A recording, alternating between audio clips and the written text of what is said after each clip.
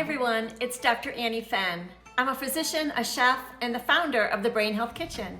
And I'm really excited to be here with you all today for Brain It On, where we're gonna be talking about all the ways you can nourish your brain. So today I thought it'd be really fun to make an easy frozen dessert that you can enjoy all summer long. So I'm gonna show you how to make wild blueberry frozen yogurt. It's super easy, I promise. You don't even need an ice cream machine. Here's what you'll need. 3.5 cups of frozen blueberries, 1 cup of plain unsweetened yogurt, a few tablespoons of maple syrup, and just a tiny pinch of salt.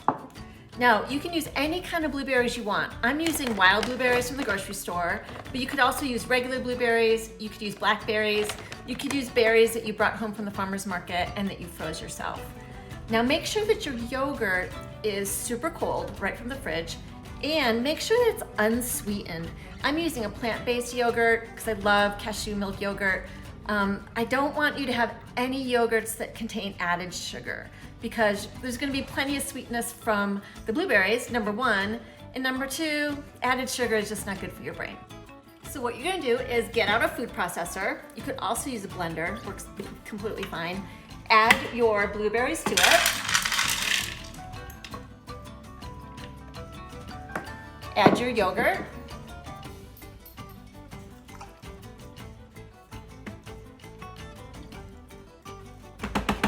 And we're not gonna add the maple syrup yet because you know what? Sometimes blueberries are so sweet that you don't really need to add any sugar at all.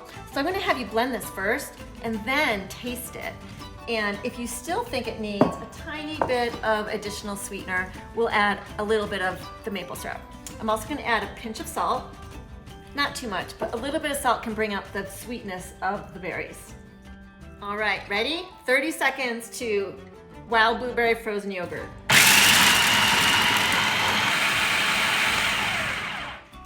I'm gonna stop and scrape down the bowl a little bit. Oh, it's looking really good. And there you have it, wild blueberry frozen yogurt. So easy, just a couple ingredients. And everything in this dessert is good for your brain. From the wild blueberries that provide fiber and flavonols, especially anthocyanins, which are super brain healthy phytonutrients, to the yogurt, which is a good source of protein, as well as probiotics that will help you cultivate a healthy gut microbiome, which your brain loves. I really had fun making this with you today, and I'm happy to answer any of your questions about cooking and eating for brain health in the panel discussion. Really good.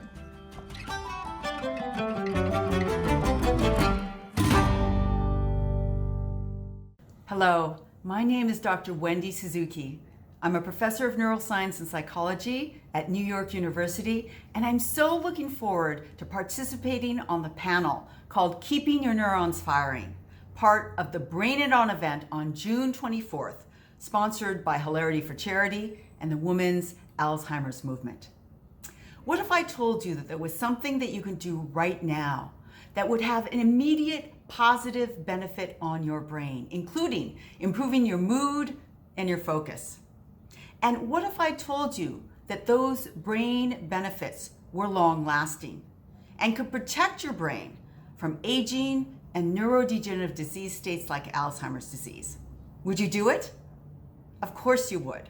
I am talking about the transformative power of physical activity that is moving your body to improve and protect your brain function. And we're going to be talking about the neurobiology underlying that, as well as the restorative effects of sleep for your brain. Why does our brain need sleep? Why does it crave sleep? And why aren't we getting enough sleep? I'm thrilled to be joined and to be led on this panel by our panel leader. You know her from stage, screen, and her amazing dancing abilities, Miss Julianne Hough. Julianne and I have worked together before and talked about the amazing power of physical activity, not only for our bodies and for our brains. But I'm going to tell you the real reason that I want each and every one of you to join our panel is, if you've never worked out with Miss Julianne Hough, don't miss your opportunity, because we are going to be doing a quick little experiment together, working out together to really experience the brain changing and mood boosting effects of exercise together. So looking forward to seeing you all on June 24th.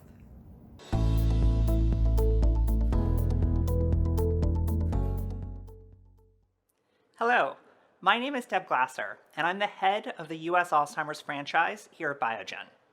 We are proud and honored to be a sponsor of today's first Brain It On Summit.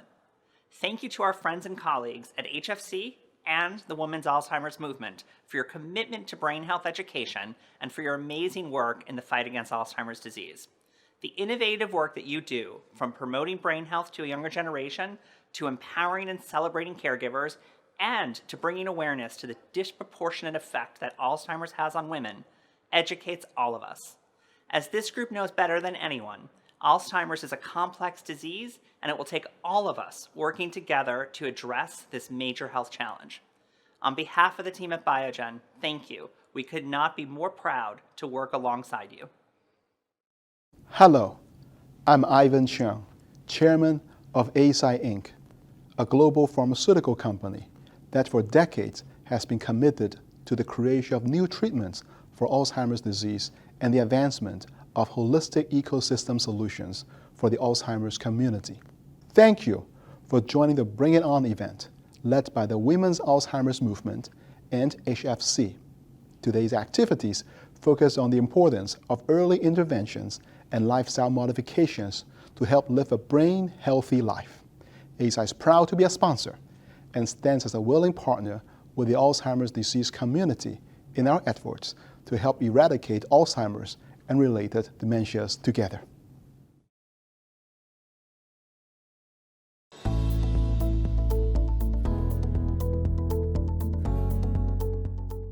Hello everyone, I'm Dr. Dharma Singh Khalsa, President and Medical Director of the Alzheimer's Research and Prevention Foundation.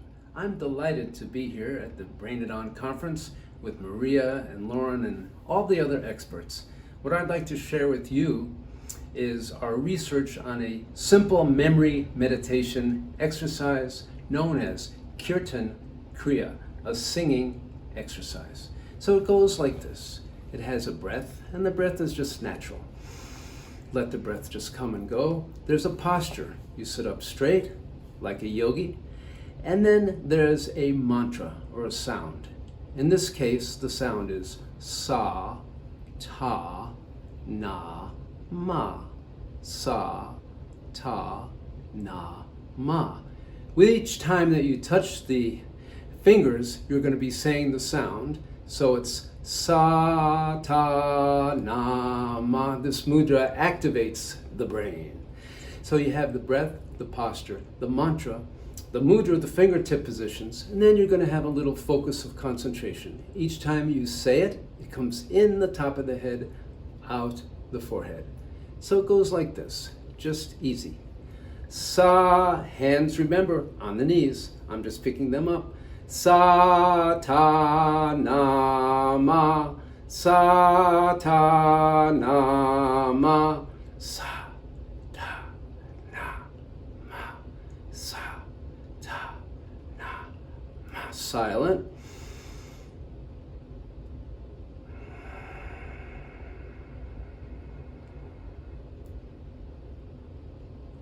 Now we're going to whisper. Sa, ta, na, ma. Sa, ta, na, ma. Sa, ta, na, ma. Sa, ta, na, ma. Then you inhale at the end of the 12 minutes. Bring your energy up, up, up. Excellent.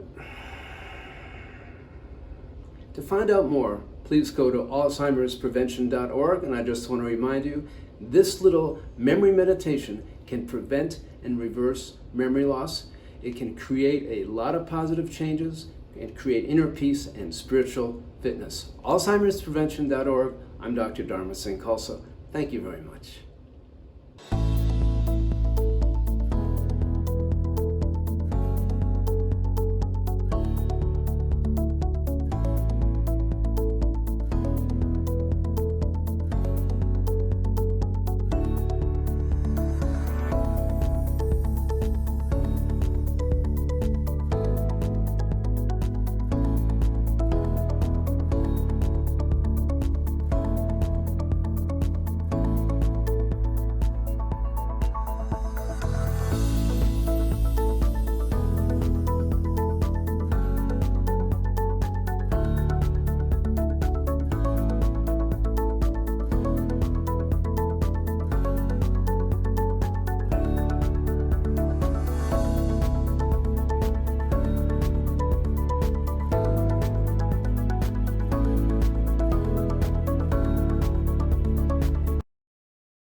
Hi there, I'm Seth Rogen, and welcome to Brain It On, a summit for people smart enough to make their brains a priority in their lives. So congratulations on being one of those people.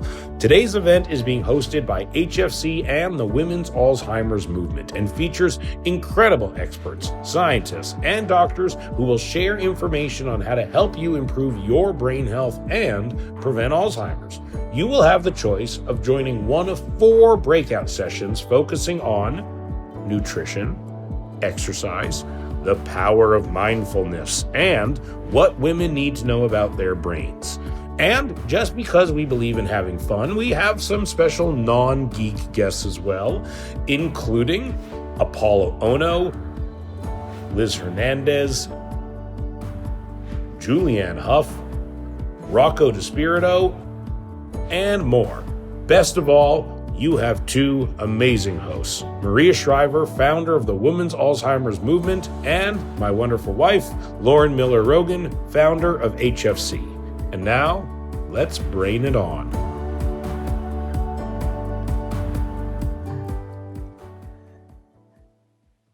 I love that. Let's brain it on. Hi, I'm Maria Shriver. And I'm Lauren Miller Rogen. And we are so excited to welcome you to the very first Brain It On, a brain health journey for you. We are going to take you all through your brain. We are going to tell you everything you need to know because we're both super committed to this cause, to your brain, to preventing Alzheimer's, and bringing you the very best experts and doctors to help you take care of your brain. So both of us, we're friends. We're fully vaccinated, so don't worry, we're close together. But this is the first time we've kind of brought our 2 organizations together because we thought it'd be so much more fun to collaborate and bring our forces together. And HFC has made such a huge difference in this space. Tell everybody a little bit about what you've been doing, Lauren. Thank you, Maria. I'm so excited about today. We started HFC back in 2012 to honor my mom, Adele, who was diagnosed with Alzheimer's when she was only 55 years old. And in those years, we have really focused on helping caregivers through their journey, whether it's providing care for them or support groups or tools that they need to become better caregivers. We inspire young people to tell their story and to become advocates because when you reduce the stigma, that will lead us to the end of Alzheimer's. And of course, brain health. Everyone who has a brain is at risk for getting Alzheimer's, and we want everyone to feel empowered and to know that 4 out of 10 cases of Alzheimer's may be preventable if you lead a brain healthy life. And that is a huge priority for us at HFC. And I'm so excited to get started and tell everyone. That is so important for all of us to know, because when I got involved, when my dad was diagnosed with Alzheimer's, so we're both kids of Alzheimer's, back in 2003, there was no hope in the prevention space. Nobody was really talking about brain health. They weren't talking about prevention, and they certainly weren't talking about women. So the Women's Alzheimer's Movement was founded because we reported to the nation for the very first time that women were 2/3 of those who get Alzheimer's, also 2/3 of the caregivers, as you well know.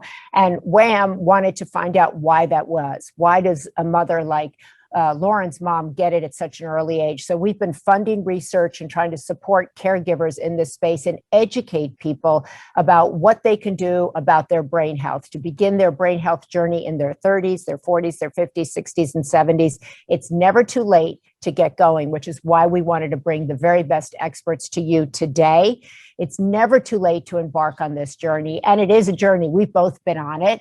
We're not only out there kind of trying to educate people and inspire people, and Seth and Lauren, I want to say, have brought so many young people to this cause. Oh, thank you. We're trying. It's never too early to start taking care of your brain.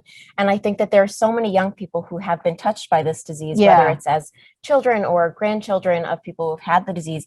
And something you mentioned a minute ago is you want to take action. You want to feel power over a disease like Alzheimer's, which can often leave you feeling powerless. Right. And learning about your brain and how you can keep it healthy has given me so much energy in this journey. And it's such an accessible thing that you can do. You can actually do it. Yeah. And I've been to some of the events that Lauren and Seth put on. They bring humor into this.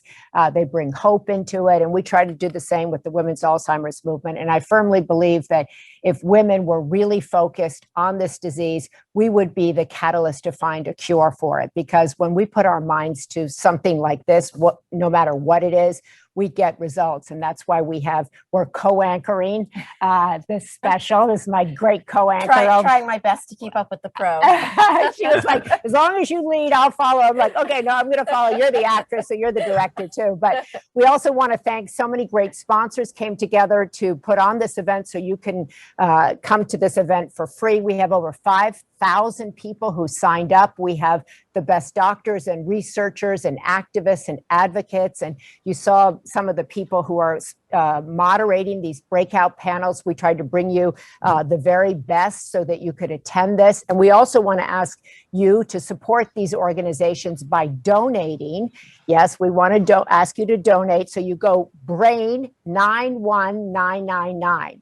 Now, did you get that? I may have spoken that too fast. You go BRAIN 91999, and you can donate $1, $5, whatever you can afford, whatever you think might be helpful. And we want to say that anything you donate is really helpful, and that we're going to actually pick 5 people from the people who donate to join us for the after party after we all break out for these sessions. And then we kind of come back together and talk to the moderators about what they learned. And that's what's so exciting is so many of these moderators wanted to be involved because they want to learn. They want to be on the brain health journey with us. So that's what's super exciting. Yeah, no, I'm so excited to hear what everyone has to say. And the truth is, living a brain healthy lifestyle can make you feel better. I feel good when I get good sleep and when I exercise and when I eat healthy and when I keep my brain active. And these things are not things that have changed my life in a negative way. They've made it better, and it is so doable. And I'm just really every time Seth and I start talking to people about what they can do to keep their brain healthy, they lean in, they listen. Yeah. They're like, oh, I can do something here. And there's so much good information, and I'm very excited to tell everyone about everything. Yeah, and what's exciting, as I was saying, that having been involved in this for many decades before, it was kind of dark, and now it's hopeful. As I said, we're talking about prevention. We had big news in the Alzheimer's space a week ago with the Biogen drug that was approved by the FDA. They're one of our sponsors on this. You heard from them at the beginning here. And a lot of researchers that we're talking to are saying that they're hoping that that might open the gateway to more drugs that are in the pipeline. There might not be one exact drug, but there might be others. And it might be a combination of everything you learned today. And there might be other things that are in the pipeline tomorrow. So we want to thank them for sponsoring, and also Asahi also joining us as a sponsor. Once again, they sponsored this so that all of you could attend for free. And all of the people who are on the panels, moderating the panels, have donated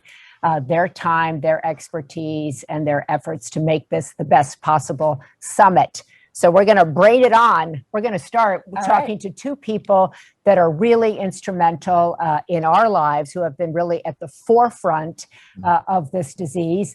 You know one very well. I do, Dr. Richard Isaacson from the Weill Cornell Alzheimer's Prevention Clinic.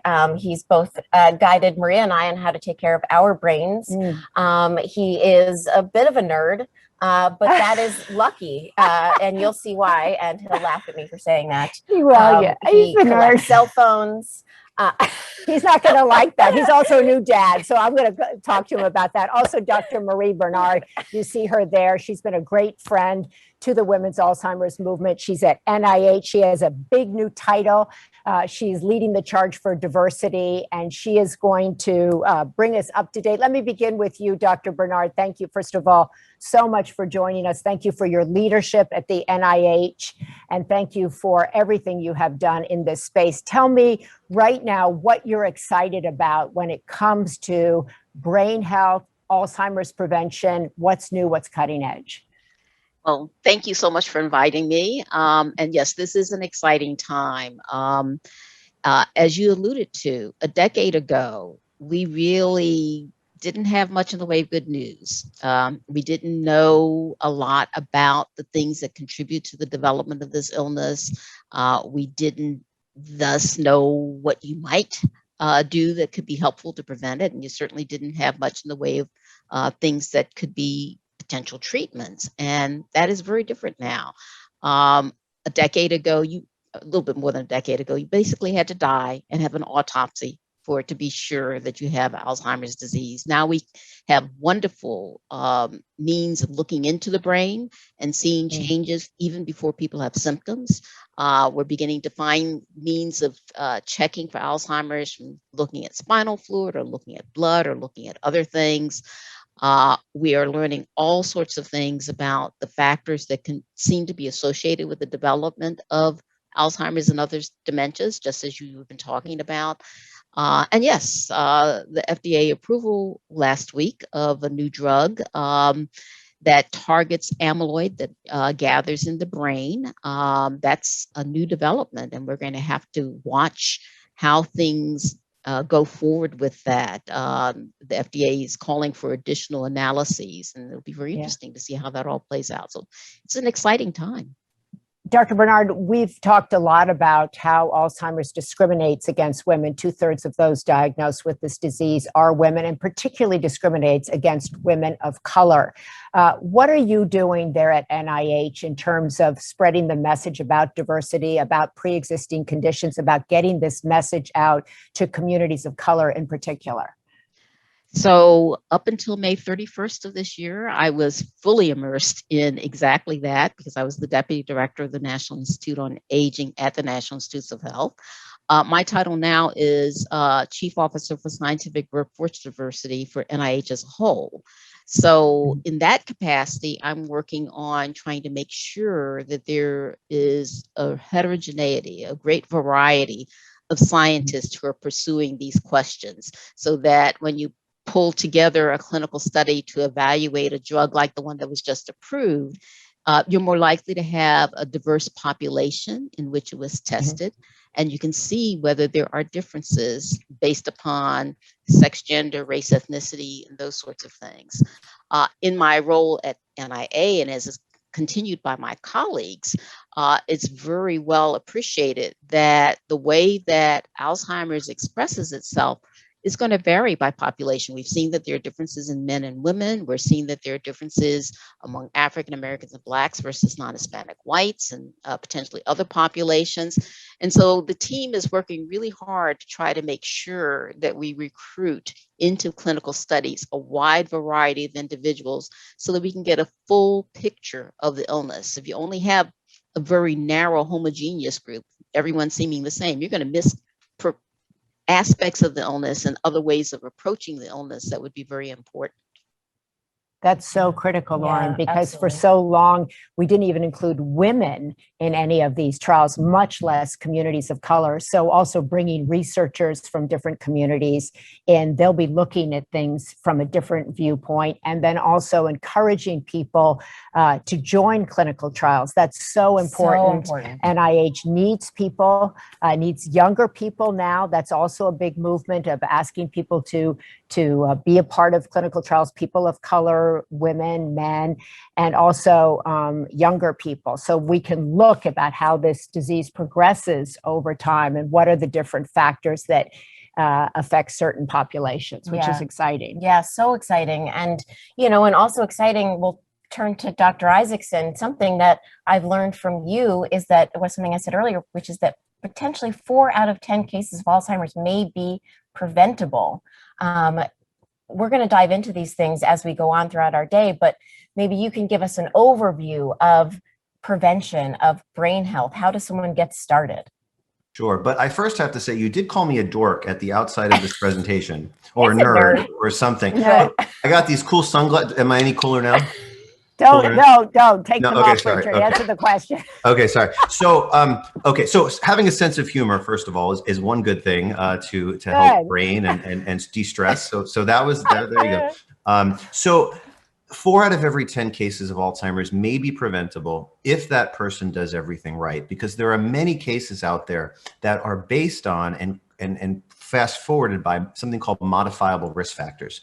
People that have high cholesterol, diabetes, high blood pressure, people that are not sleeping, are stressed out, aren't exercising, aren't eating healthful foods, All of these different things can have a really negative impact on the brain over time. Now, the good news is that lots of cases can be prevented, and maybe not in everybody, actually. In some cases, and in many cases, we can't, at this time anyway, definitively prevent Alzheimer's. But I think in everyone, we can make brain healthy choices today, like you said, Lauren, to have a positive impact tomorrow. Exercise on a regular basis, eating a Mediterranean style diet, making a plan for sleep.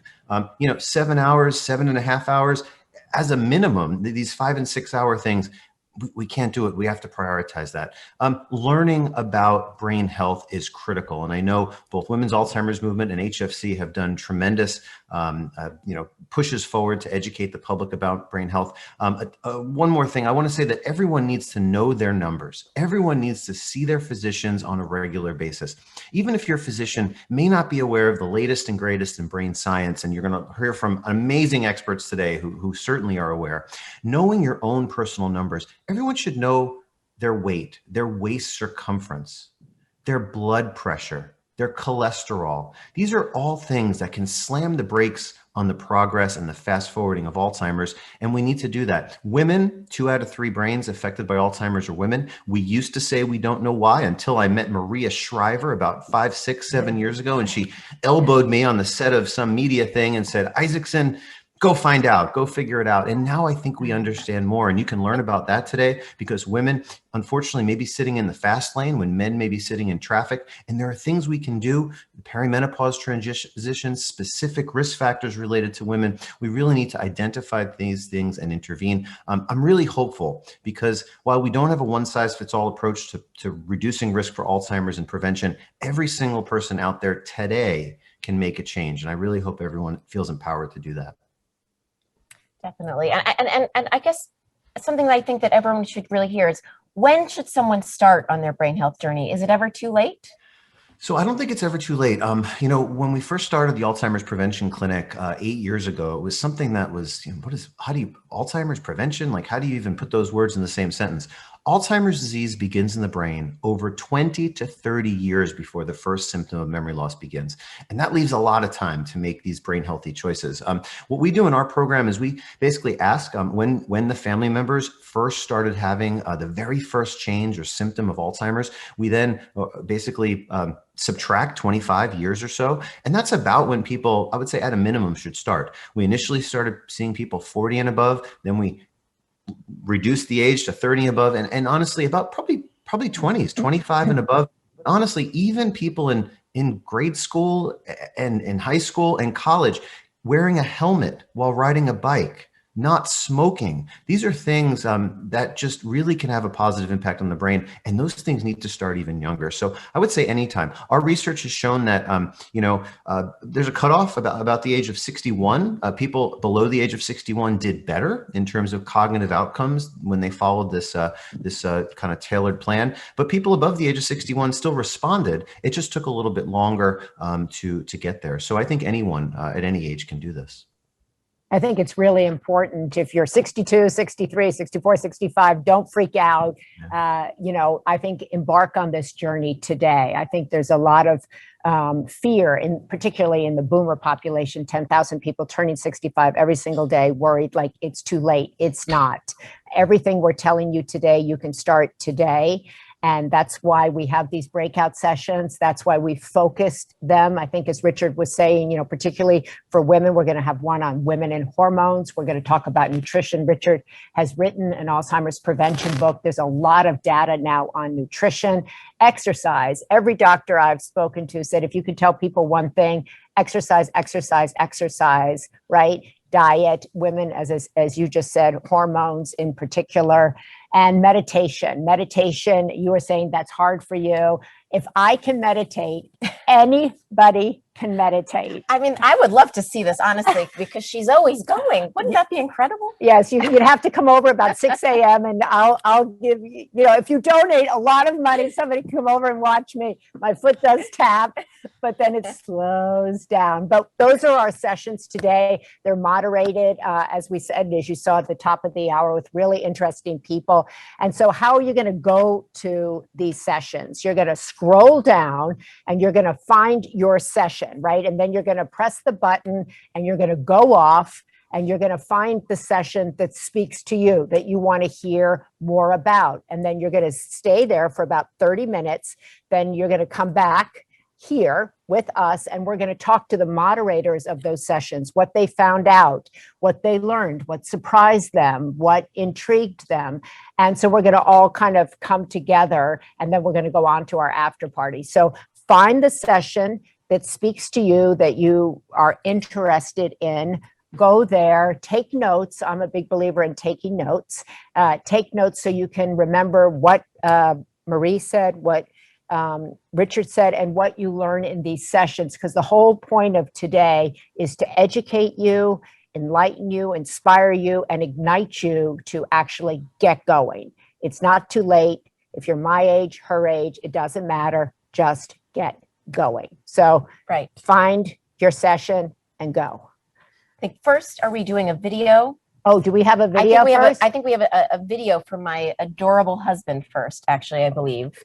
And then we're going. Okay, because Sandy told me we're going now. Oh, sorry. So, but maybe I we'll may go be to wrong. Seth now. So where should we go, Sandy? Should we go to Seth or should we? We'll go to Seth. So let's go to Seth because he'll Okay. make us laugh and then we'll go to the sessions. Seth, where are you? Hi there, I'm Seth Rogen. I'm very sorry I can't be with you live today. I'm currently on set filming a TV show. I hope you are enjoying Brain It On. After hearing from experts like Dr. Isaacson, Lauren and I started taking steps to protect our own brains a few years ago. We've incorporated HFC's 5 brain health habits into our daily lives. We have a great sleep routine that includes us going to bed at the same time each night and keeping our room very cold. We learned to make pottery, which makes us happy and calm, and we are learning to make glazes, which challenges our brains. We found exercises we both enjoy, like hiking and HIIT training, and we eat healthy foods like vegetables and salmon, even though we don't love that. These are easy to do and important because science tells us that 4 in 10 cases of Alzheimer's may be preventable. Today's event will help you start your own brain health journey. In a minute, you can join one of 4 breakout sessions focusing on nutrition, exercise, the power of mindfulness, and what women need to know about their brains. Each breakout session is filled with a great mix of doctors, scientists, experts, and also celebs like Rocco DiSpirito, Liz Hernandez, Julianne Hough, Apollo Ono, and more. So enjoy the breakouts, and when the event is over, you'll be ready to start your own brain health journey. And now, back to you, Lauren and Maria. Even if you don't like salmon, you're eating it, right? We are. Well, I like salmon, luckily, but they're definitely, it's the salad for me, and I really have to try. But I do it. But green leafy vegetables, not my favorite, but they're important. So I like make my it taste good. vegetables. Salmon, I have tried in every incarnation. Cannot get it together, but I keep trying. Okay, so now you're going to go to that orange Join Now button, and you're going to go to the session that you signed up for or that you're interested in, whatever you want to do. They're all great. They're all interesting. And then we'll come back here and talk with all the moderators of those sessions so you'll be able to hear what happened in the session that you didn't go to. So there you go. The breakout sessions are beginning now. Go to the orange Join Now button that is next to your choice and press it. And boom, I guess you'll go in there.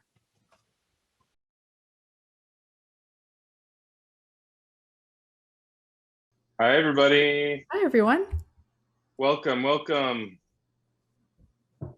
And thanks to our hosts, Maria Shriver and Lauren Miller, for their wonderful introductions and for creating HFC and Women's Alzheimer's movement. Obviously, brain health is top of mind, no pun intended, for many people these days. And it's a pleasure to join Dr. Annie Fenn and Dr. Aisha Shirzai, who are here live with us right now.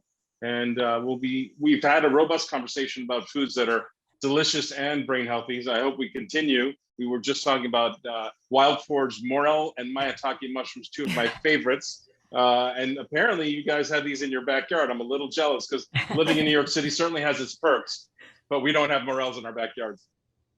How are you guys doing? Good. Very well. Wonderful. Thanks for having me. This is Thank you so fun. much for having me, Rocco. It's absolutely my pleasure. I know that you're in Wyoming and California, where there's an abundance of fresh, local, wonderful ingredients. Before I start taking questions, I just love to know, as a chef who's collaborated with many doctors and functional medicine physicians and health experts over the years, or over the course of writing 10+ books on the subject, what are 3 foods that people should add to their diets today at the end of this session to improve brain health? So I guess I'll take the question. Dr. Shirzai, take that. Thank you so much. So, as a physician and as a researcher, someone who actually sees patients in the clinic and in the hospital, and I treat Alzheimer's disease, and I also do research in the community. It's very important for us, and we were talking about this earlier, that we focus on very easy things that people can do every single day. So whether it's in the clinic or in the research, we highlight foods that are very important for the brain. I personally try to shy away from the concept of superfood. We don't eat one food at a time, we eat different types of food, but then certain foods stand out. Things like green leafy vegetables, they're superb foods. And there've been research that show that when people actually eat green leafy vegetables on a regular basis, they have younger looking brains and their function of the brain is better too. Things like blueberries, or any berries for that matter, spices, pound for pound, they have more anti-inflammatory and antioxidant foods for the brain. We have a concept called the Neuro-9, the 9 foods to eat. So green leafy vegetables, berries, whole grains like oats and quinoa, which is a pseudograin, seeds like flax seeds, chia seeds, nuts like walnuts and hazelnuts, berries, tea, cruciferous vegetables like Brussels sprouts, cauliflower, broccoli.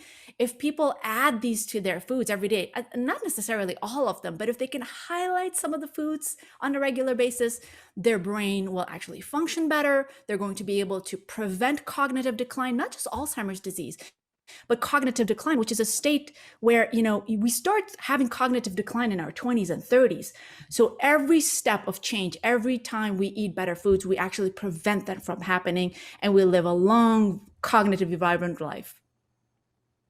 Yes, I asked for 3. Totally you agree. gave me a doctor. I just wanted to add that Dr. Shirzai is a neurologist and the co-director of the Alzheimer's prevention program at Loma Linda University, where she leads the lifestyle program for the prevention of neurological diseases. And Dr. Annie Fenn, also a physician, chef, and culinary instructor, focused on cultivating lifelong brain health with evidence-based food and lifestyle interventions. She's about to publish her first book. I think I should have kept that a secret. I won't tell anyone that I may have heard the name by accident. But thank you both for joining us. Sorry, I forgot to introduce you earlier. No Dr. Fenn, what say you about the subject? Yeah.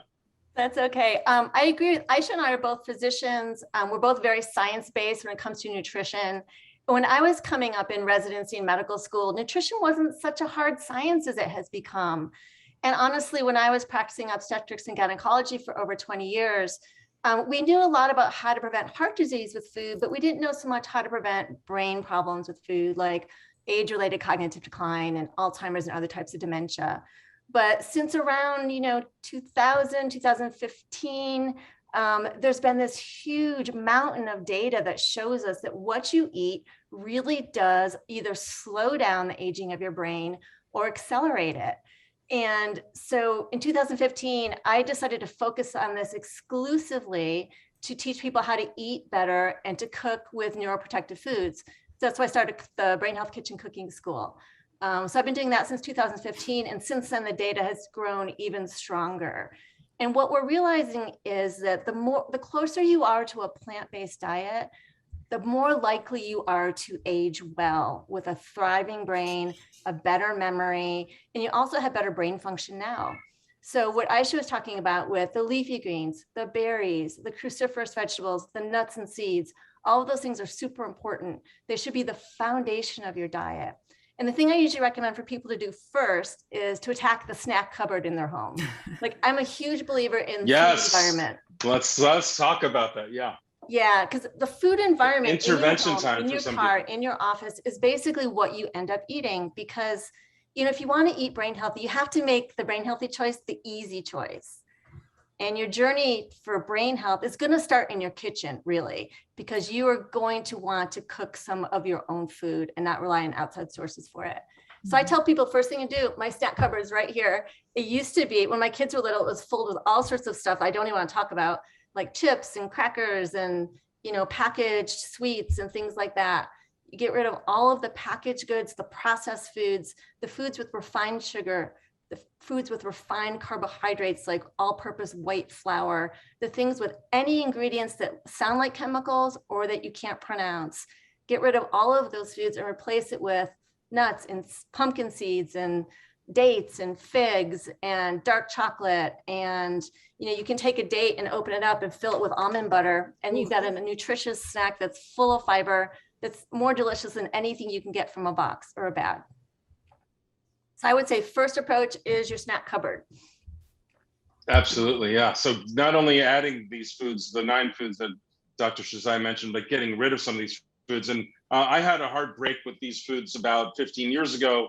It also, I coupled it with triathlons and Ironman. So it was easy for me to do at the time. Not that there's anything easy about Ironman, but when you're training for something that intense, you need every advantage that you can give yourself. And the same thing is true for life, right? When we're training to become older and stay healthy, it's sort of like training for a marathon or a triathlon. This is a long race. We need to stay healthy for the long term. And breaking up with sugar and all the snack foods that contain the chemicals and the unpronounceable foods that we should avoid is hard, but it's only hard for about a month, I've found. What do you guys, as physicians who recommend this to your patients every day, what have you found in the research about the time it takes to break up with these or end these toxic relationships with food and people sometimes, but let's just focus on food for now. Yeah, it's so important. Dr. Shazai, yeah. It's so important to create healthy habits. You're absolutely right, Rocco. I think, and we were talking about this earlier, as far as information of what kind of foods or dietary patterns are important for brain health, I think we have enough information. Having seen wonderful data come from Columbia University as far as Mediterranean dietary pattern is concerned, or the MIND diet, which comes from Rush University, or the dietary information that comes from other populations, whether it's the California Teacher Study, Northern Manhattan Study in Columbia, where I trained. It's essentially a variation of the same theme: more plant-based, less processed, and less saturated fats. That's basically, if I had to summarize the information about brain health foods are concerned, that's basically it. And focusing on creating good habits should be the first step. You can't get to that optimal position or that point all of a sudden. We always say, you didn't get here overnight, you're not going to get out of it overnight. And understanding your palate, your taste pattern is so important. When I was training as a fellow at Columbia University, I realized that I was giving people more recipes during my encounter with them than aspirin or cholesterol medication, because it's about long-term health. So, having been through cooking school and having worked with people in the behavioral neurology side of things, it's identifying your good points and strengths and identifying your weaknesses. So say, for example, a lot of people have a sweet tooth. They like to have a little bit of candy, some dessert, sugary dessert at the end of the day. How do we create a program where they're not drawn to it? So it's not about deprivation. It's not about saying, oh, I'm not going to ever eat that anymore. It's about replacing it with something else. So for example, if people love their candy bars, replacing them with beautiful truffles that they can make with dates, walnuts, and cocoa powder, for example, or making beautiful recipes out of cashews with berries and nuts and seeds, instead of saying, I'm not going to have any dessert anymore. So it's all about replacement instead of depriving yourself. Food should never be about depriving yourself. Health should never be about depriving yourself. And food is more than just food. It's who we are. It's our memories. It's our culture. It's our stories and traditions. And to celebrate it in a healthy way, that's what we're all trying to do. And that's what Annie's trying to do too. And I agree. And I also am someone who I feel like I was born with a sweet tooth, and I blame it on my Sicilian relatives. But honestly, a lot of people have a sweet tooth, and that's not really an excuse for me to just eat sugar all the time. So somewhere on the age of, 35, I decided that I couldn't do that anymore. It wasn't healthy. The data was starting to build that all this sugar is really bad for our bodies and our brains. And so, one of the things that I did that worked for me is I would never buy a packaged sweet, like a packaged cookie or a packaged cake. Those things are full of the types of foods that we don't want you guys to eat. So if I want to make something that's a treat, I make it myself in my own kitchen. And I make sure that I'm using natural sugars, which is sort of a euphemism, but what I mean is like whole food forms of sugar, like honey or dates, things like that. And also lots of fiber. If you have a treat that's full of fiber, it's going to slow down the absorption of the sugar. And there's direct correlation between how your blood sugar spikes and over time, how much your insulin spikes and the metabolism of your brain and how it ages. So we want to keep you with a fiber-rich diet. Fiber is totally your friend when it comes to these foods. You don't have to give up desserts at all. You just have to make sure that you're choosing the right ingredients. And my rule is I cook them at home. Yeah. Or Aisha has some great Doctors, recipes. you've covered so many topics that I talk about every day with my clients and in my books. Let's bring up the topic of sugar. Are there sugars that you're okay with? So you mentioned honey. How is coconut nectar on the list for you? Where does that rank? Raw organic coconut nectar, for example, as a replacement for conventional sugar. Like coconut palm sugar? Or coconut nectar. It's the syrup that comes from the blossom of the coconut flower that you can buy now. I don't use that. Do you use it, Aisha? No. So, sugar is sugar, and it has many different names. But if it's, if it's coconut sugar, if it's palm sugar, if it's Tasmanian sugar, sugar is sugar, unfortunately. I've lost friends based on this sentence, but, honestly, the most important thing is eating foods or eating sweeteners that don't really create a spike in your glucose levels and don't, put your body into a frenzy so that it starts insulin secretion. And almost all of the sugar sources, even if they're called natural, they actually do that. Honey does that. Agave syrup does that. Maple syrup does that to a certain extent, not as much. It's slower, the incline in glucose levels. So I guess, if we really want to stay away from sugar, one word that I absolutely hate is moderation. What does that even mean? Moderation for someone who is eating 5 chocolate bars is, not eating 4 chocolate bars a day versus someone who eats only 1. So, getting rid of all of them is ideal. I know it's difficult, but understanding that all of them act essentially the same way. The kind of sugars that are good for us are the ones that are bound with fiber. Annie was saying fiber is so important, and she's absolutely right. Fiber essentially keeps the sugar in our gut and doesn't allow it to be released quickly. It's that quick release of sugar from our gut that causes most problems. So fruits, for example, are amazing. They're bound with fiber, and the sugars come with so many other micronutrients and vitamins too. Dates are great too because it has a ton of fiber. And the other artificial sweeteners, someone actually asked about artificial sweeteners, things like monk fruit sweetener is actually really good. Pound for pound, it has the same kind of sweetness. You can use it in dessert. You can use it in your beverages. I personally don't like stevia because of the bitter aftertaste, but it can be good for some people too. And there's some other sugar alcohols like erythritol, xylitol. They're great. Some people have some gut issues with them. It causes bloating and GI disturbances. But all in all, those sugars, the monk fruit and the alcohol sugars, they don't release sugar into your body, and your body doesn't go into that state of shock so that it can get rid of it. So those are great. Yeah, and one thing that's Dr. really Sherzai, I'm glad you mentioned some of the alternatives. I'm sorry, Dr. Fenn. Just a second. I've had tremendous success personally with clients using monk fruit juice, and stevia. And although stevia does have a little bit of a strong sting in the aftertaste, these are both natural sweeteners that come from a natural source. They are not imitation sweeteners. They're not chemically produced in a lab. They both come from plants. Monk fruit is a melon when it starts out in life, and stevia is an herb when it starts out in life. And you can actually grow the herb stevia and put that in your iced tea if you'd like to. So I'm so glad that we all agree on this topic. There's a lot of confusion. And another way I've found to add fiber to your diet is to use psyllium husk powder. I put it in my shake every day. I try to consume about 40 to 50 grams of fiber a day, both in my fruits and vegetables and whole foods and as a supplement. How do you guys feel about supplementing with something like psyllium husk powder to make sure that you're ingesting enough fiber? Annie? You know, I try to get fiber through the beans and the vegetables and the berries and all the other things in my diet, but I'm sure I fall short a lot of the time. So I like to use psyllium, not so much as a supplement, but I like to use it in my baking. Like I use flax seeds that are ground up, because if you're using gluten-free yes, it's flour, a wonderful ingredient. Yeah. Like I like to bake with a lot of nutrient-dense flours, like almond flour and hazelnut flour, buckwheat flour. And sometimes these gluten-free flours require a little bit more structure.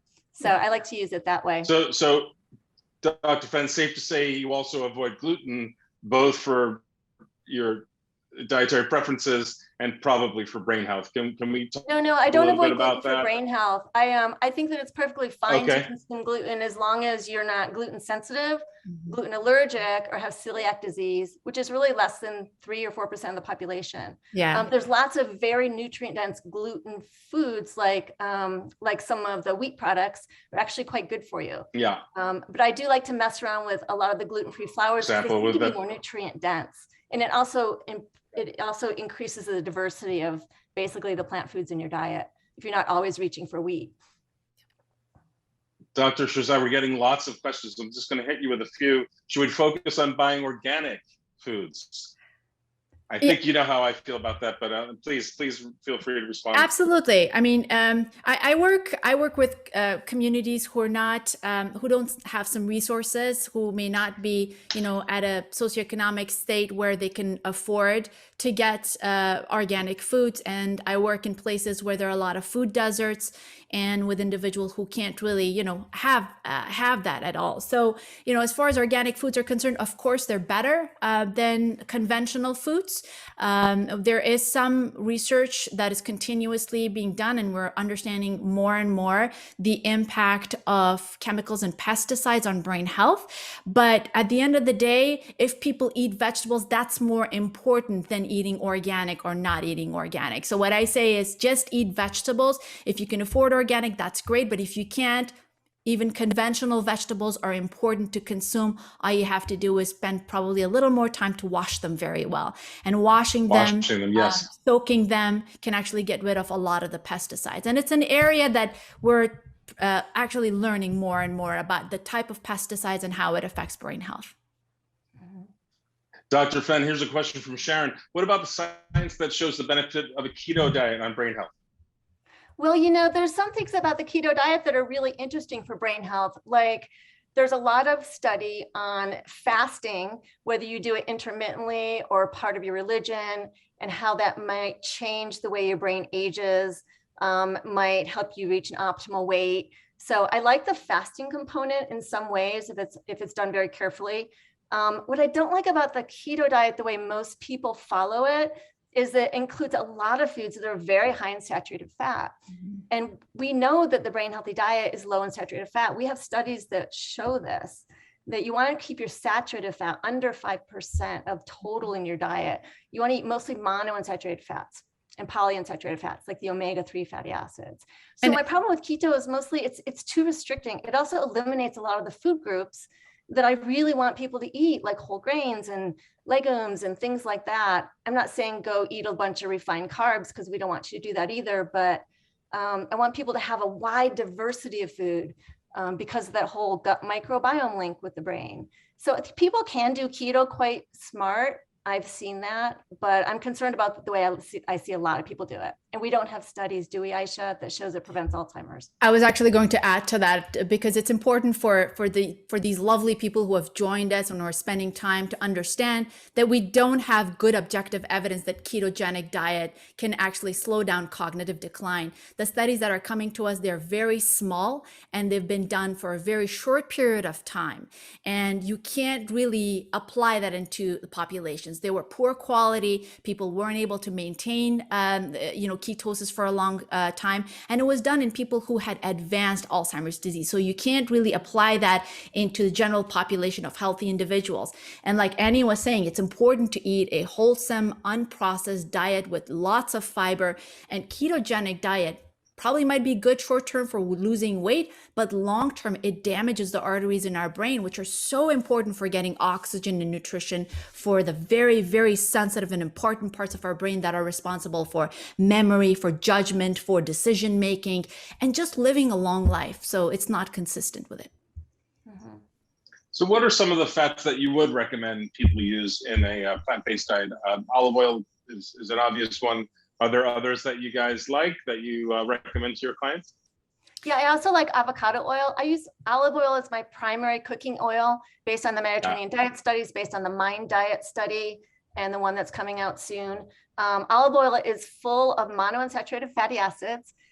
It's very low in saturated fat, but it also has polyphenols, and polyphenols are the active ingredients in plants that actually block oxidative stress in the brain. And we're starting to see some studies on people who actually have very, very early cognitive decline and how do their brains react to being supplemented with olive oil in their diet. So it's very interesting. I got rid of, when I talked to my students in the cooking school about cleaning out their pantries, the first thing we actually do is clean out the cupboard where you keep your oils. We get rid of all of the seed oils, all the highly processed oils, all the heat processed oils. So replacing that with extra virgin olive oil plus avocado oil. And another oil I like a lot is pecan oil, because it is high in monounsaturated fats and also has polyphenols. How do you feel about grapeseed oil? I don't use grapeseed oil a lot. Natural organic grapeseed oil. Yeah, it has a high smoke point. So I use avocado oil instead. You have to cook with olive oil fairly gently, but avocado oil has a higher smoke point. So that's replaced all the grapeseed oil in my pantry. And grapeseed's pretty high in omega-6 fatty acids, the more inflammatory ones. So I don't use it at all. Got it. There's a question from Melinda Cooper. No time to cook. Any good, quote, pre-made meals? I buy a lot of Amy's brand. Dr. Shahzad, perhaps you have some thoughts? I would say, well, there are some really good ones out there, but I think it would be better. I know this is like a little too much pressure on you, but I think it's better to learn a couple of really quick recipes that you can make at home. One of the pillars of brain health that we mentioned in our book, The 30-Day Alzheimer's Solution, was eat home cooked meals. And it's not difficult at all, especially if you pre-plan and prep, have a pot of chickpeas or have a pot of quinoa that keeps really well in your refrigerator for a long time. Have some greens, make two or maybe one dressing, and you can have, a meal in 5 minutes. So do that. I wouldn't really, I don't have the time, or I actually don't know much about brands that are actually good and are well prepared. But if you have no time whatsoever, a can of chickpeas with some greens and a little bit of lemon and extra virgin olive oil is the way to go. Mm-hmm. That's great advice. I was just going to say a handful of berries is always a great solution for a quick snack, even part of a meal. Start your meal with a handful of berries, and if you have a farmer's market nearby, which happens to be the case for many, many more people now than 10, 15 years ago, even in big cities, even in cities with food deserts, there are farmers markets, accessible through public transportation. So even in the worst case scenario, you can get to those. You're talking about something that's grown locally, pesticide free. That's the best of all worlds. When something's grown locally, the nutrition density is much higher. It's not traveled thousands of miles to get to you. It's not as old. And so all the nutritional ingredient, all the nutrition that you're looking for and benefit from are still in the food. Sometimes when you buy food that comes from a long way away, like another country that's 5,000 miles away, you're eating these foods and making the effort, but you're doing it in vain. I'm not saying eat a chocolate bar instead, but try to get something local if you can. I just noticed that in New York, there are about 10 new farmers markets all through the 5 boroughs. So if you're on the East Coast, there's good news for you. Of course, if you're on the West Coast in California, there's farmers markets everywhere. There's a question from Azramad. We try to have salmon 2 to 3 times a week. I hear you. We love salmon. We try sockeye, which is often wild and doesn't taste as good. Recipes for salmon, I guess, is what he's after. Doctors, what do you have in mind? Well, I can probably speak to that. I would prefer for people to seek out wild salmon if they can. It's more sustainably harvested and also has healthier fat profile than the farm salmon. If you go to a restaurant, I'd be willing to bet it's going to be a farm salmon unless it says on the menu that it's not, because wild salmon is a little bit more expensive. You don't need to eat salmon every day or fish every day. You can get all the DHA your brain needs with one serving of high quality fish or seafood a day. I mean, per week, one serving per week. So you don't need to go crazy, eating salmon every other night. It gets expensive. And it's also, these fish are very precious. So I would choose wild salmon. I would seek out a source where it's reliable, where it's actually not farmed. And I like to cook it very low heat. That means either on the grill with indirect heat, never over direct heat, or in the oven. I literally put my oven at 300 degrees and I put the salmon in there for 20 to 30 minutes. Because if you cook too much, the vitamin D in the salmon seeps out, and so do those brain healthy omega-3 fatty acids. So you want to cook it in a way to preserve those really good brain healthy fats. Hi, Rocco. We're going to have to wrap up shortly. Okay. Yeah, I saw that. Yeah. No problem. There's some questions about coconut oil. I'm a big fan. And smoked salmon. Dr. Fenn, do you think smoked salmon is an okay substitute? I think it's fresh fine. salmon? The smoking techniques differ. I prefer a cold smoked method if you can seek it out, and it should be wild caught salmon. It will say on the package. You have to look for that. The high heat smoke method sometimes can have some inflammatory particles in the food that you don't want to eat all the time. Every once in a while, of course, is okay. And Dr. Shazai, how do you feel about coconut oil, raw, organic, of course, not the processed stuff? I'm sorry to say, but coconut oil it has a lot of saturated fats, as much saturated fat as beef tallow and butter. And unfortunately, as delicious as it is, I love coconut oil, but it's not very healthy for our arteries. And I wanted to answer Janet's question too. She's a vegetarian and she says salmon is not an option. So Janet, a diet can be healthy with or without fish. As a matter of fact, we have the book right there, the 30-day Alzheimer's solution. And, all of my recipes are plant-based. So you can actually eat a very healthful, plant-based, whole food plant-based diet, and also, which also, benefits the brain. And we have a lot of data for it supporting that concept. Thank you. And Janet, I wrote a book called Rocco's Healthy and Delicious, 200 plant-based recipes that I think will also fall squarely in the parameters that Dr. Shazai is talking about. Absolutely. Thank you so much for all of your questions. There's another 3 dozen. I wish we had the time to get to them. We're all looking forward to seeing what's going on in the breakout room. So please join us there. Thank you, Dr. Fenn, Dr. Shazai, and of course, HFC and the Women's Alzheimer Movement for having all of us. We hope to talk to you again soon and see you in the breakout room. Thank you, guys. Thanks. Thank you for joining. Thanks, everybody. Thank you very much. Thank you, Rocco. Annie, My see you pleasure, later.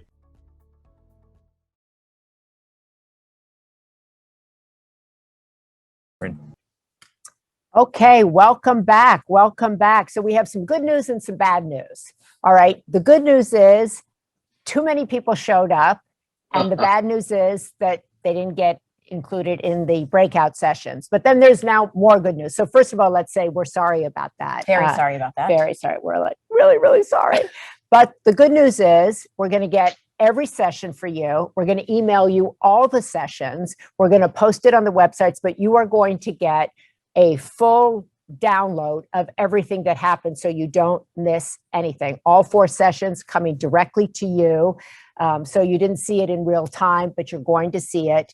And we apologize for that. But it just tells us that everybody wants to find out about these 4 areas and they want to go on a brain health journey. So we're excited about that, but bummed that everybody couldn't get in. Yeah. But we have the appreciate the patience, and we, have our amazing moderators joining us. That's right, we do, because they're going to tell us what happened in their sessions, and they had to handle people not being able to get in. So bravo to all 4 of them, and we're so happy they're all joining us. We were able to listen in. We did listen in. Yes. And heard some good stuff. And I feel like there was a lot of really good, useful information shared. That was the whole point. So we want to welcome back Juliana Ho. We want to Rocco DeSpirito, Liz Hernandez, and Malika Chopra, and all of them are experts in their space. So Julianne, let me start with you because everybody knows you from Dancing with the Stars, and you've also just started a whole new company, and you're really into brain health and exercise. What surprised you about your session? First of all, thank you so much for doing it. But what surprised you?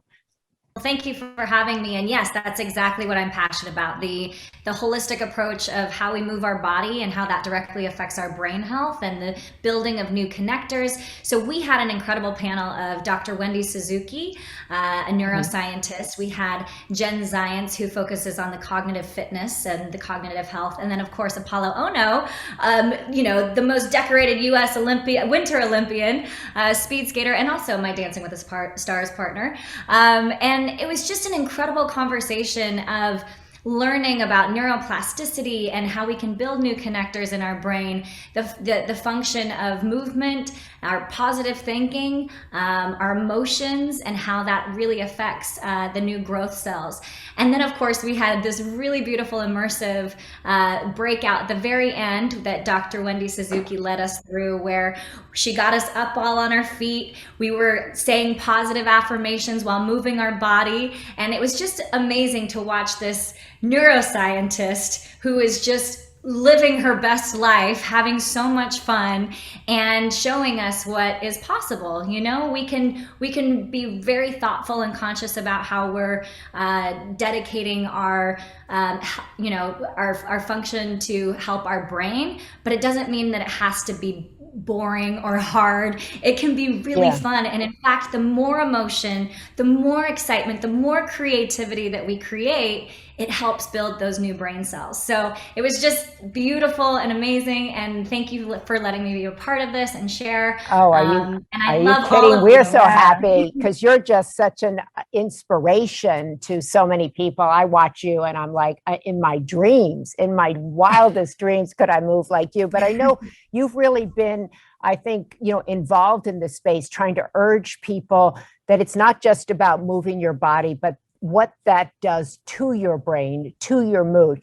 And you've been talking to researchers and scientists, and you have a new company called Kinergy. But did you hear anything in there today that made you step back and go, wow, I hadn't thought about that. I didn't know about that. I think one of the things that I recognized in my life was that dance has been a superpower. And I started very early on, and a lot of people can be intimidated by the fact that, well, I haven't found my superpower yet. And the superpower is that we have this anomaly, this brain inside of our head. And that is the extraordinary thing. And so we all have a superpower. It's just about how we use it and how we actually focus on our creativity and how we have innovative conversations. Because after this last year, this is what Jen Zients talked about, was over this last year it's been super challenging, and we've got into a comfort zone of not being innovative with our thoughts because we've been home and done what's comfortable. So now coming out into the world again and being creative in how we have conversations, I said, I feel like I have no personality. I don't know how to have a conversation anymore.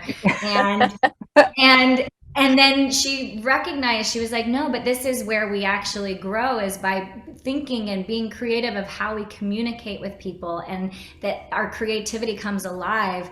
And instead of being surface level, how do we get deeper? How do we have deeper conversations to connect with individuals? And that's going to actually help our brain function. And you don't think about like interaction and relational when you think of building new brain cells, but that's what life is about. It's about creating memories and experiences with people and getting to know each other and, feeling those emotions. And that's what builds our new, it's like a bubble bath, getting these new connectors in our brain. And I just thought that was really fascinating. It's about relational connection. I love that. I love that too. I love that. And it, it's about what works for you. I think what you said about your superpower and finding your own strength. And, I think back a couple of years ago, and I hadn't moved my body in a long time, and I was like, oh, exercise, no way. And I had to dig deep and find, like you said, in a way, my superpower. And I'm not a dancer by any means, but I move my body in a way that works for me.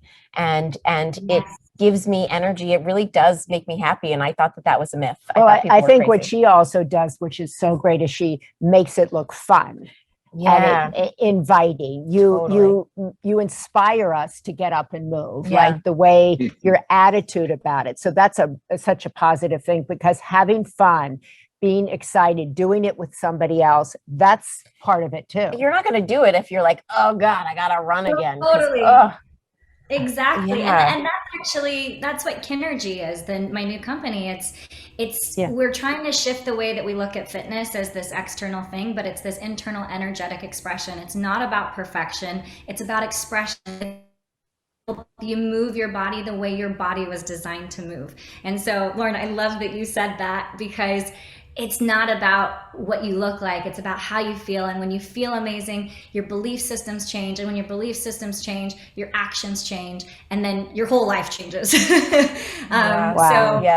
I thank you for saying that. And again, thank you for having me. This is I'm so passionate about life. And this is life-giving. Thank you. That's so great. Julianne Hough, is just such an inspiration, such a leader in this space. And I've seen her, and we're so glad that you joined us. And I want to hear more about Kinergy and watch it grow and be involved and help you guys out. And so that's exercise is such a big part of the brain health journey. So we're so great that she joined us. Now, Rocco. Yes. Another hi. Part, of course. Nutrition. Yes. Oh my goodness. We popped in a little bit. We heard a bit about the discussion about sugar, which of course we want to hear a bit more about, but I know that you have a real passion for making things that are delicious synonymous with also being healthy. When did brain health, when did cooking healthy and delicious become a part of your life? Thank you for putting it that way. That's something I've been saying for a long time. That healthy and delicious are not mutually exclusive. I really appreciate being here with you guys, Maria and Lauren, and of course, all the other panel leaders. And of course, I was lucky enough to be joined by Dr. Annie Fan and Dr. Aisha Shirzai, who are neurologists and brain-focused physicians who've written and are in the process of writing books on the subject. And I had tremendous amount of knowledge. And what was wonderful to hear, and so much of what they had to say was confirmation that a lot of the things we've been hearing for about 10 years, I would say that the last 10 years was a very special time for very high quality information and research. The previous 20 to 30 years, lots of research, not sure it was very high quality. And in the last 10 years, we've certainly confirmed that a diet full of sugar is not good for you, and that includes alcohol, unfortunately, everybody. And the doctors that joined me today confirmed that, and they also confirmed that living a Mediterranean lifestyle with a plant-based diet is still the best way to go. And I felt that way for a long time. I watched my mother, my grandmother, all of my ancestors live a long, healthy life with high cognitive function till the end, in most cases, who ate a mostly plant-based diet. So it was great to hear that. And it was also fun to hear them not tolerate excuses. There were at least 50 questions from the audience. And, we heard the typical, I don't have time, I don't know, I don't know. I live in a food desert, and they had solutions for all of those situations. There are solutions for all the complications that we face in life. And just like Jules' superpower is movement, if you can cook even a little bit, that's another superpower that will really help you live a longer and healthier life. So if you're thinking about learning how to cook a little bit or learning how to make good food choices, this is a really great time to do it. It's never too late. Ralphie, did anything that either of them say surprise you? We came into the sugar is sugar is sugar is sugar. Get rid of it. I was a little surprised by that. Yeah. I've been a proponent of coconut nectar for a while. It's very high in fiber, very low on glycemic index. So it's got a low sugar impact. It comes with a lot of the fiber that they spoke about being so important. And, at the end of the day, there's a certain amount of, glucose that you consume when you consume any sugar. I was happy to hear that they support monk fruit and stevia. I've been a fan of both for a long time. There's still a tremendous amount of confusion when it comes to those two ingredients, confusing those with lab-made chemicals that appear to be natural sweeteners but aren't. And I was surprised to hear that coconut manna, coconut butter was not their favorite fat. I happen to love it for, both external use and internal use. It's great as a beauty product. It's great as a food ingredient. But Dr. Shazai said no to coconut nectar, coconut butter and coconut nectar. I don't think I knew that one either. Right. I'm going to have to go back and do more research. Yeah. I think that I like what you said, Rocco, the last 10 years, we were talking originally, I was saying so much that's out there right now didn't exist when I was Lauren's age. And really in the last 10 years, we're talking about nutrition, food as medicine, and food as being able to reduce brain fog, improve mood, focus, deal with type 2 diabetes in particular. How have you changed your own diet? How do you approach food differently based on what you're learning? About 15 years ago, I had an issue with declining health, and I had that talk that everybody has with their doctor. Luckily, I was still in my 30s, and I had to have the big breakup with sugar. It was a tough breakup. There were a lot of tears. It was definitely a toxic relationship, and that includes alcohol. And listen, I still have my troubles with it, but getting rid of sugar and sugar-based snacks and simple carb-based snacks is an absolute must first step. Unless you're a triathlete or a dancer or someone who's burning 5,000 calories a day, there's just no need for it, no use for it. Our bodies can't process it. We can't use it as fuel. We're going to store it as fat. It will cause brain fog. It will cause neurodegenerative diseases. I think, like I've said in the past, if you've had a toxic relationship with a human being and felt the benefits once you've gotten rid of that person and know how it feels to be emancipated from that relationship, you'll feel the same with sugar. It'll feel immediately better. So give it a try, even for a day, Okay, I've talked to a lot of people in this space. No one has equated it with the toxic relationship, but that's helpful. That's helpful, Rocco. I'm going to give it to you. I guess so. We'll look at it that way. Sometimes I'm like, but I can't let go. I love you, sugar. I love you. But he's right. Sometimes the doctor has to do it, or your kid or someone who loves you has got to say, no, stop this, right? And I think we're hearing a lot, certainly in this whole COVID period, we're hearing a lot about mood, about brain fog, and kind of people are beginning to equate some of that with their food and what they eat in the morning and how they're able to concentrate, and also getting kids very early on a nutrition program that helps with their learning, that helps with their attention, that helps with their brains. Yeah, right? and an active lifestyle. The opposite of a sedentary lifestyle.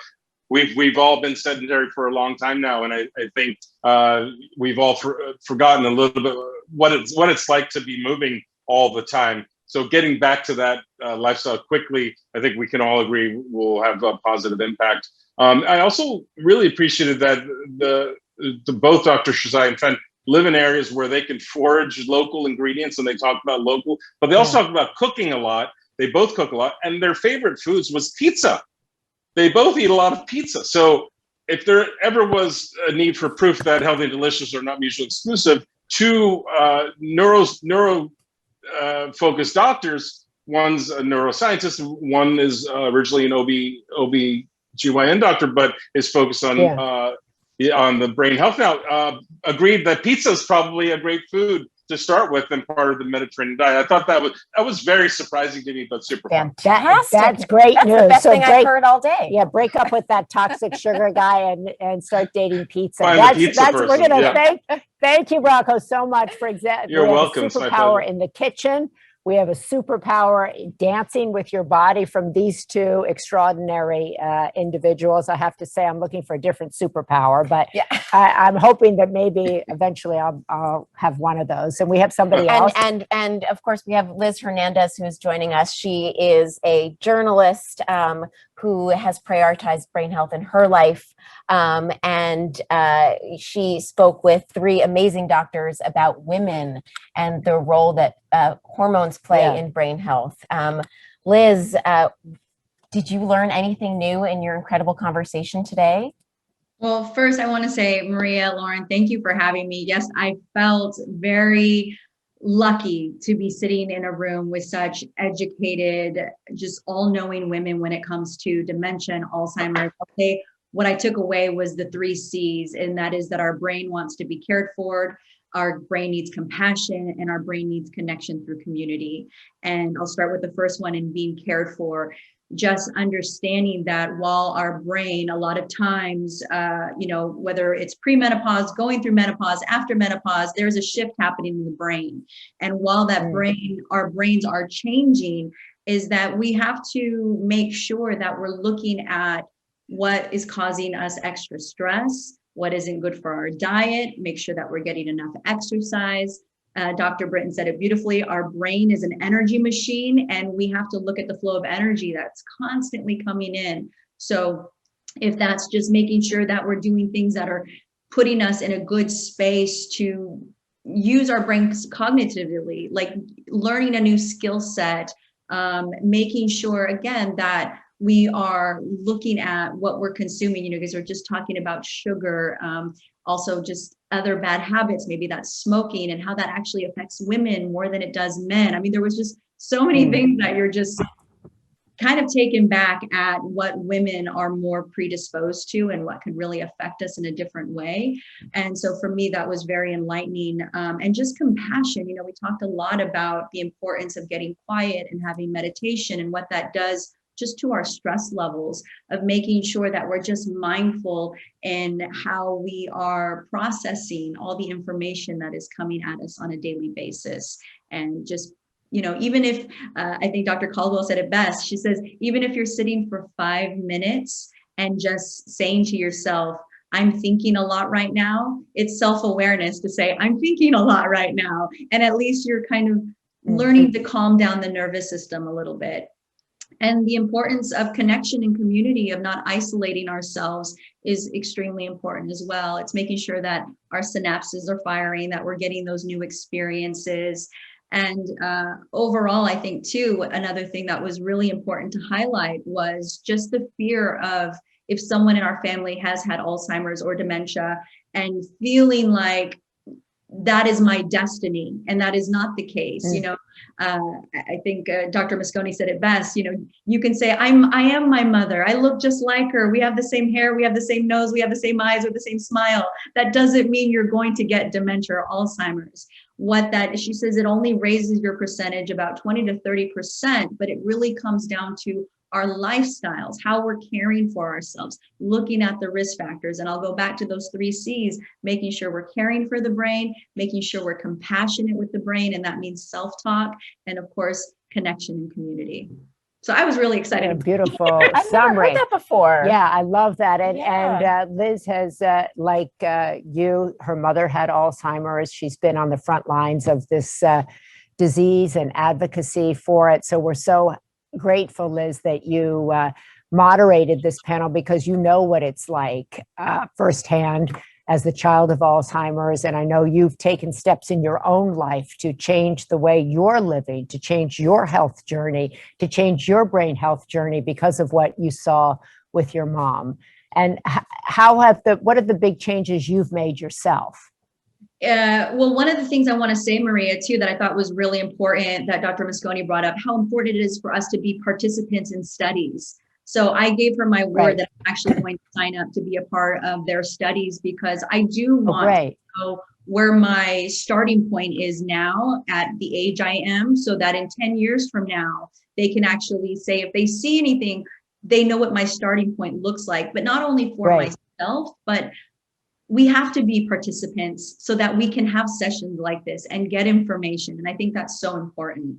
But how I've changed my lifestyle, I have dove deep into meditation. I do it every single day, even if it's just taking in 10 deep breaths and getting present with myself. It's, just for me to kind of reset again the nervous system, because I know that's really impacting how I get through my day. I exercise. I try to cut out sugar. I really do. I used to be I have to have dessert after every meal type person, even if that meant like a little Hershey's Kiss here or a little. And now I have fruit. I make sure that my house is filled with even if it's like oranges, something that's kind of sweet, like mango, anything that has that sugary, but it's natural sugar. And I'm still working on cutting out the alcohol. I think that's a hard one. I think, after a red wine or, maybe something a little stronger, but, that's the only thing. But I am really mindful in making sure that I try to put myself in situations where I'm learning new things, where I'm challenging myself. Yeah. Before it was so easy to say like, oh, I don't really need to know that skill set. And now I'm like, what else can I learn? Somebody teach me something that's going to challenge my brain. Even if it's, and you read those small articles about brush your teeth with your left hand because it's going to fire off other parts of your brain. I mean, those have stood the test of time, those little tips, because they actually do work. Take a different route home. I mean, all those little things help the brain and its elasticity, and for us to just, continuously supply ourselves with just new small experiences. They don't have to be these big, extraordinary life events. They could be something so small that's just, again, firing off new neurons. Liz, thank you so much. And thank you for the commitment to join a trial. We talked about that at the beginning, how many trials depend on people signing up and people of all ages, all communities, because that's how the science, that's where the data comes from. That's where we get the superpower. That's where we learn. And so thank you so much for doing that. And thank you for being the advocate and activist you've been in this space. And I know you will continue to be. So thank you so much. I love that everybody has made these small incremental changes, whether it's moving more, whether it's trying to make advancements with getting rid of sugar, breaking up with sugar.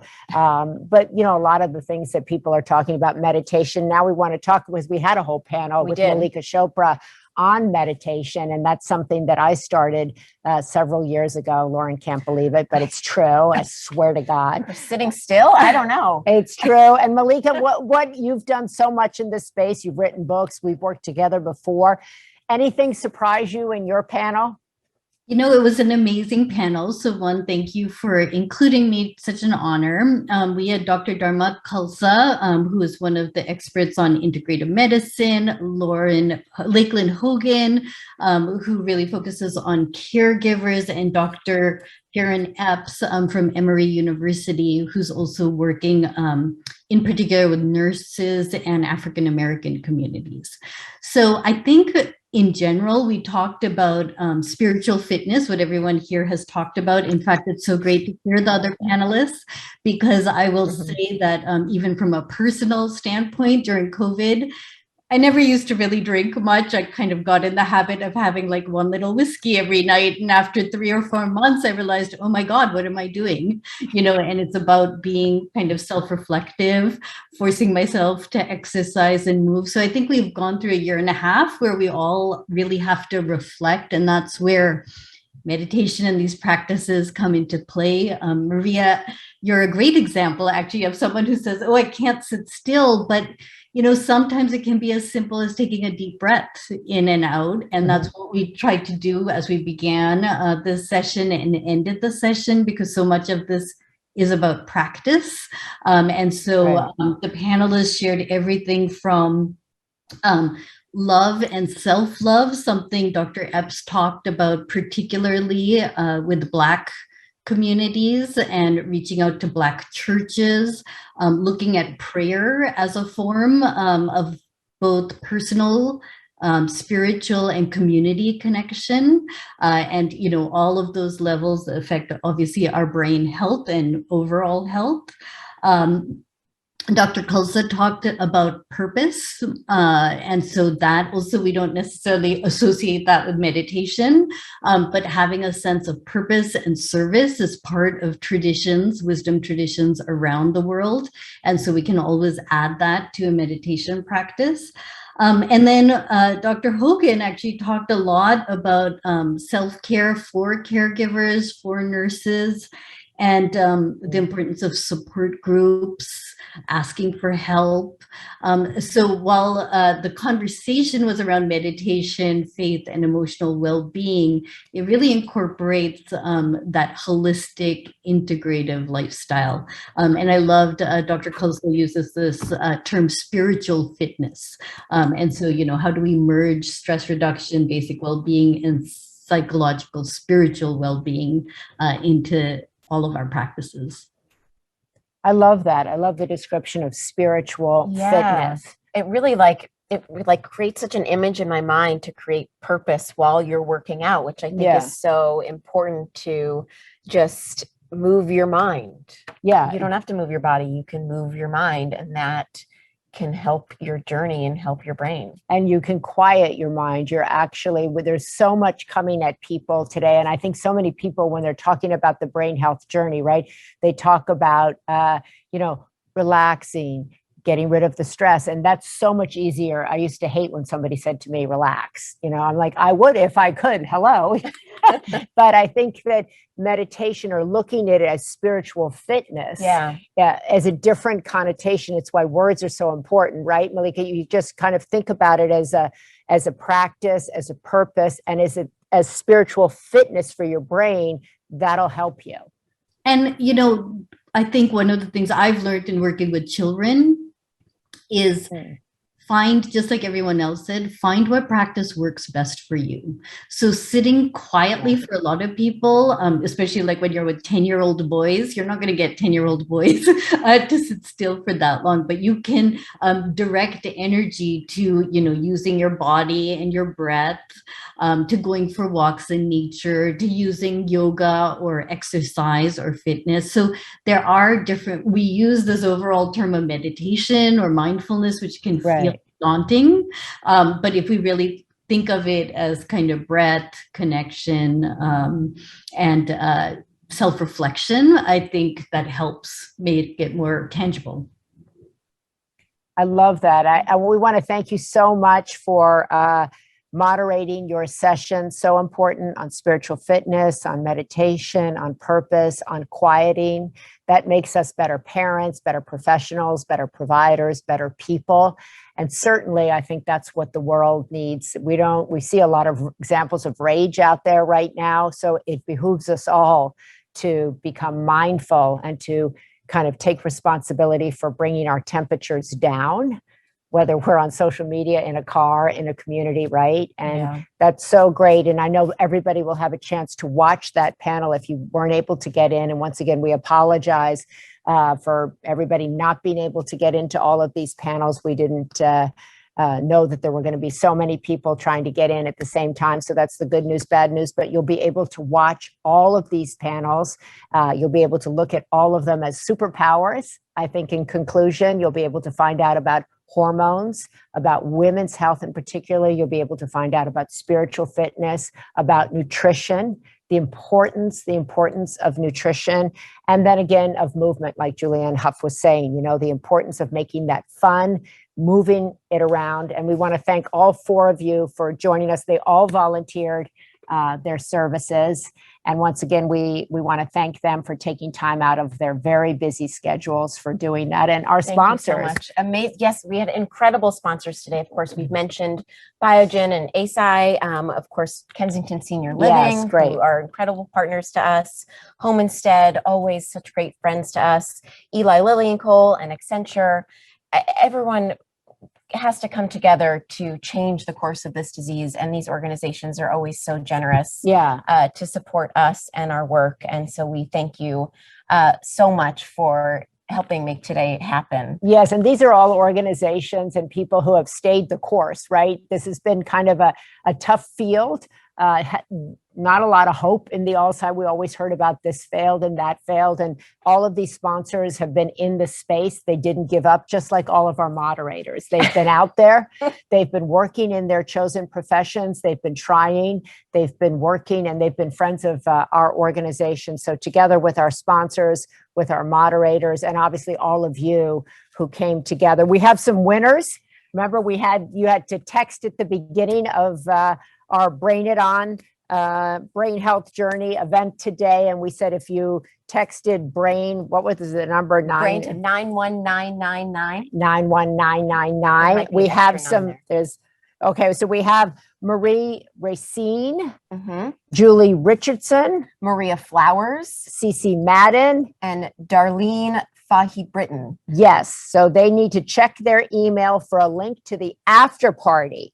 And that when they get that link, when you go on your email, you'll get a link and then you'll join us at the after party. I've never done an after party.